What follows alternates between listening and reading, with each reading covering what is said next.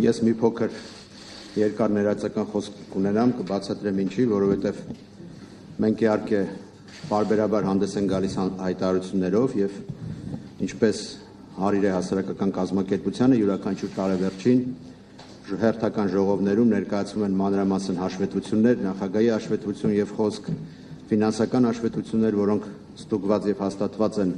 տեղական եւ միջազգային աուդիտորական կազմակերպությունների կողմից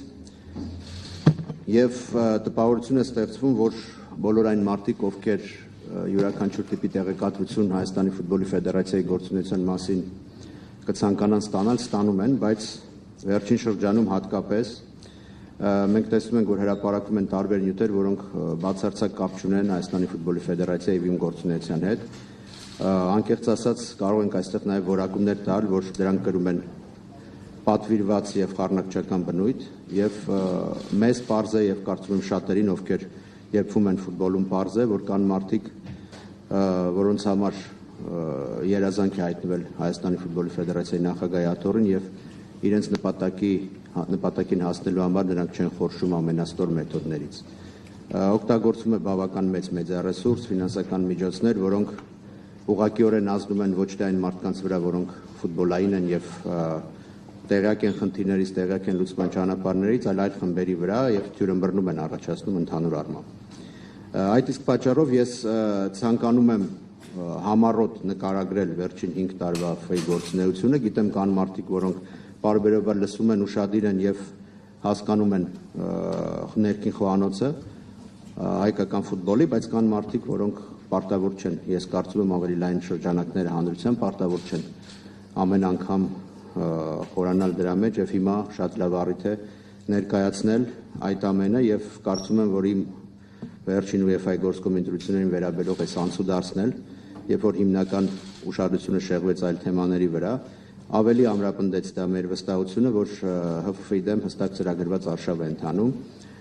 իսկ շատ դեպքերում մեղադրանքներն ու ասեկոսները կապ չունեն իրականության հետ։ Եվս մեկ անգամ ընդգծեմ, ես իմ խոսքում ասել եմ տարեվերջան, բայց եւս մեկ անգամ ընդգծեմ, դա չի նշանակում բացարձակապես, որ մեր աշխատանքը իդեալական է, չկա քննադատություն կա եւ բավական չափով, կառուցողական քննադատություն էլ կա, սակայն օրինակ մեր անդամների գերակշիռ մասը, երբ ցանկանում են քննադատել եւ ցանկանում ինչ-որ հարցեր քննարկել,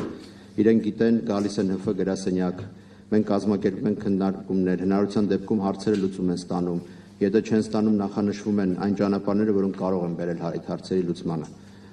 Եվ կարծում եմ մեր պատկերացմամբ հենց դա է համատեղ շահը համատեղ աշխատանքը իշահ հայկական ֆուտբոլի։ Բայց եւս մեկ անգամ կրկնեմ ավելի լայն զանգվածի համար մենք կարճ փորձեմ հնարավորինս կարճ ներկայացնել թե ինչ են կարել այս 5 տարիների ընթացքում եւ մի փոքր խոսեմ խնդիրների մասին, հետո պատասխանեմ ձեր հարցերին։ Եվ այսպես 2019 թվականի դեկտեմբերին եմ ընտրվել Հայաստանի ֆուտբոլի ֆեդերացիայի նախագահ, ընտրվելուց անմիջապես հետո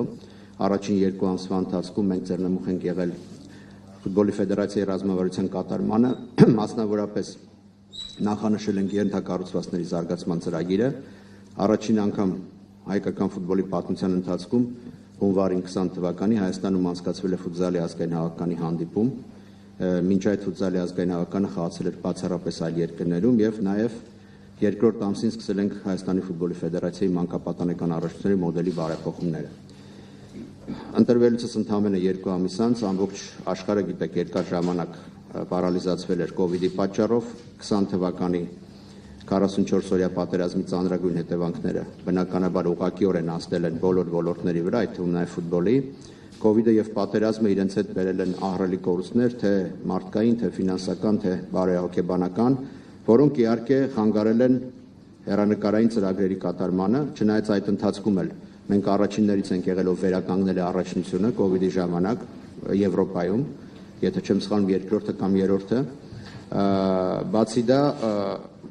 մենք կարողացել ենք կազմակերպել Հայաստանի հավաքականի հանդիպումները բավական բարդ պայմաններում, եթե հիշում եք, մենք այն ժամանակ արտերկրում էինք խաղում։ Մեզ հետագայում նաև 1 տարի բավական արդյունավետ գործունեությունից հետո տնտեսական մեծ հարված է հասցրել 2022-ին սկսած Ուկրաինայի պատերազմը։ Ինչու եմ ես ուզում այս թեմային անդրադառնալ, որտեղ սա ես խոսել եմ տարեվերջին եւ սա շարքումների առարկա է դարձել։ Շատ կոնկրետ ասեմ, որ դրանից հետո մենք էակարորեն տուժել ենք եւ շարունակում ենք տուժել փոխարժեքի տատանումից։ Բացի դա կտրուկ բարձրացրել են ավիատոմսերի գները, Հայաստանի ֆուտբոլի ֆեդերացիան կորցրել է խոշոր հաբեր, որոնցով կարող էր թիմերին ուղարկել Եվրոպա եւ մենք զգալիորեն ավելացրել ենք հավաքականների ճամփորդության ծախսերը։ Իսկ մինչդեռ Հայաստանի ֆուտբոլի ֆեդերացիայի բյուջեն մնացել է նույնը։ Չնայած այդ կորուստներին, ֆեդերացիան ենթակառուցվածքային ծրագրերը շարունակել է։ Մենք 130 փոքր դաշտեր ենք կառուցել, ինչը մի քանի անգամ ավելի երեխաներ է մարզային ֆուտբոլ բերել, քան մինչև 2019 թվականներ։ Այս ընթացքում կրկնապատկվել է բնակավայրերի թիվը Հայաստանում, որտեղ անցկացվում են Հայաստանի տարբեր տարիքային առաջնություններ։ Մեզ հաջողվել է ավարտել ու շահգործման անցնել նախորդ ղեկավարության կողմից սկսված Սևանի եւ Էջմիածնի ֆուտբոլի դպրոցները։ Վերակառուցել ենք եւ կառուցել ենք Աբովյանի, Արմավիրի, Վանաձորի, Խորեն Հովհաննիսյանի անվան մարզադաշտերը, որոնք շատ մեծ խթան են հանդիսացել ակումբային ֆուտբոլի համար։ Ընդ որում Արմավիրի եւ Վանաձորի մարզադաշտերի շինարարությունը սկսվել էր ավելի վաղ նախորդ ղեկավարության կողմից, սակայն կային լրջագույն բացթողումներ եւ օրինակ մարզադաշտերից մեկում տանիքը ամբողջապես ծռվել էր, մյուսում հանդերձանային հատվածն էր շրջագծից հիմնական շրջագծից մոտ 80 սանտիմետր շեղվել եւ մենք ստիպված ենք եղել նոր նախագծանախաշվային փաստաթղթեր պատվիրել եւ կարելի է ասել, որ այս մարզադաշտերի ամբողջապես կառուցվել են իմ նախագահության ժամանակահատվածով։ Ենթակառուցվածքների շինարարությունը մենք անընդհատ շարունակում ենք, որովհետև դա սկիզբն է, չունենալով խաղադաշտեր մենք չենք կարող նոր երեխաներ ներգրավել ֆուտբոլ, չենք կարող ապահովել զարգացումը եւ այս տարի էլ մենք բավական լուրջ ծրագրեր ունենք, նոր դաշտեր ենք բացելու, եթե երկար տարիներ ակումբները չէին անում ներդրումներ ենթակառուցվածքների մեջ, ապա հիմա սա էլ տեղից շարժվել է եւ սա շատ մեծ օգնություն է լինելու։ Զուգահեռ հիմա մեծ ներդրումներ են սկսել մասնավոր սեկտորում։ Գիտեք, որ Նոա ֆուտբոլային ակումբն է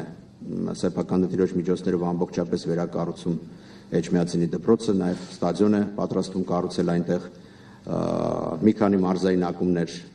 օրինակ Անդրանիկը եւ Աղբյուրակը սկսել են վերակառուցել իրենց քաղաքային մարզադաշտերը, մենք այդ հարցում իրենց աջակցում ենք եւ եթե գիտեք ավելի վաղ մասնավոր ներդրողի միջոցներով